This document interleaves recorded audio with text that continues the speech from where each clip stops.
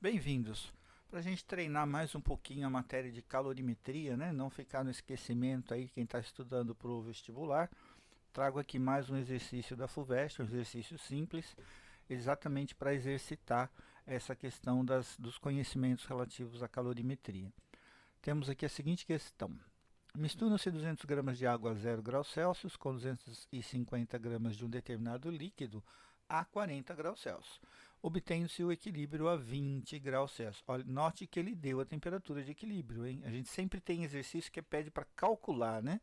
Dessa vez não, ele deu a temperatura de equilíbrio.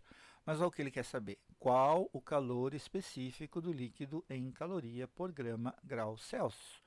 Então eu tenho um determinado líquido que eu não sei qual é, e eu quero saber qual é o seu calor específico. Lembrando aí que a gente está lidando com um calor sensível, né? Não foi citado nenhuma mudança de estado nesse enunciado. Então, vamos anotar os dados. A massa de água, 200 gramas, a temperatura inicial da água, 0 graus Celsius. O calor específico a gente lembra de cor, 1 caloria por grama grau Celsius, é padrão, né? A massa do líquido, 250 gramas.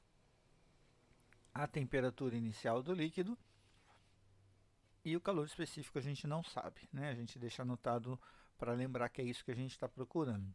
Agora, esses dois elementos juntos têm uma temperatura de equilíbrio de 20 graus Celsius.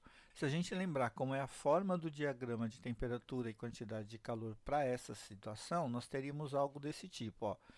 Aquilo que está a 0 graus vai ganhar calor, vai aumentar sua temperatura até chegar a 20 graus. Aquilo que está 40 vai perder calor, vai diminuir a temperatura até chegar a 20 graus. Aqui seria o ponto de equilíbrio dos dois nesse gráfico, né? Aí você tem a quantidade de calor que um ganha e a quantidade de calor que o outro perde.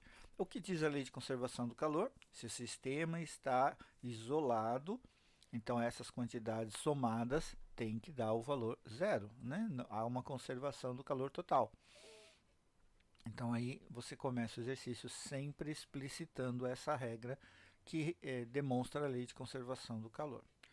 Como são calores sensíveis, né? Então você vai usar MC delta θ para os dois, né? Só montar aqui a expressão e depois substituir os valores adequados, a massa, o calor específico, a temperatura de equilíbrio, a temperatura inicial e assim por diante. Vai ficar faltando somente o calor específico do outro líquido, né? Que é o desconhecido.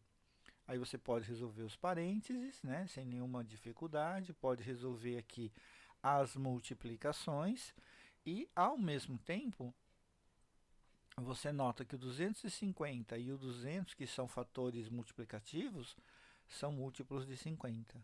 Então, se você já dividir a expressão toda por 50, aqui vai ficar um número menor, aqui vai ficar um número menor também, né?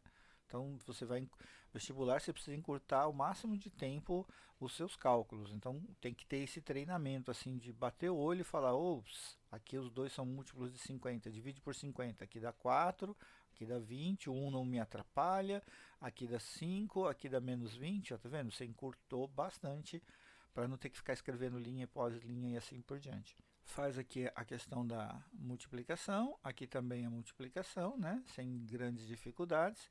E aí é lógico, o que é mais fácil trabalhar com esse fator aqui, com esse agrupamento negativo, deixar do lado de lá de forma positiva e depois trazer o 100 para baixo. Aí, então, o calor específico do tal líquido é 80%, né? É 0,8. Tá lá, calorias por grama grau Celsius. Qual é a alternativa que bate? Alternativa C. Espero que vocês tenham gostado aí da revisão, né? Dá uma boa lembrança. E nos vemos no próximo vídeo aí. Um abraço a todos.